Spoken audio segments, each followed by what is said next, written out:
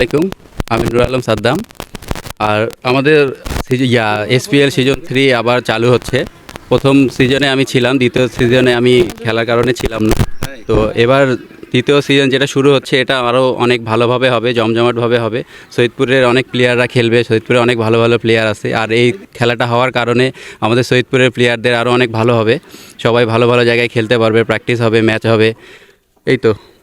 ভাই আপনারা প্রথম পর্বটা কিভাবে করেছিলেন? আমাদের প্রথম পর্বটা তো সবাই ছিল, সবাই বড় ভাইয়ারা সবাই মিলে আমরা সবার মতো কন্ট্রিবিউট করে সবাই ভালো মতো খেলাটা চলছিল। তো এবারও অনেক ভালোভাবে হবে।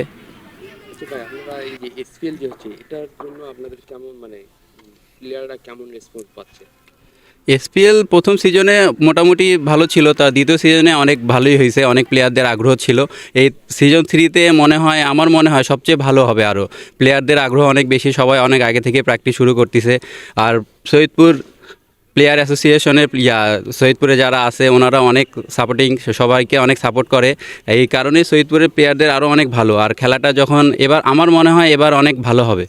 আচ্ছা ভাই, আমাকে প্রতিনিধিত্ব করছে, তারাও নাকি খেলবে, এই ব্যাপারটা নিয়ে আপনি কি জানেন? হ্যাঁ, আমিও শুনছি অনেক। আমাদের সৈয়দপুরে তো অনেক ভালো ভালো প্লেয়ার আছে, যেমন রবিউল আছে, সাকলেন আছে, বর্ষণ আছে, নওশাদ, হ্যাপি, সবাই অনেক ভালো পজিশনে খেলতেছে। তো এবার এরা সবাই খেলবে, এই কারণেই এবার এসপিএল সিজন 3টা অনেক ভালো হবে।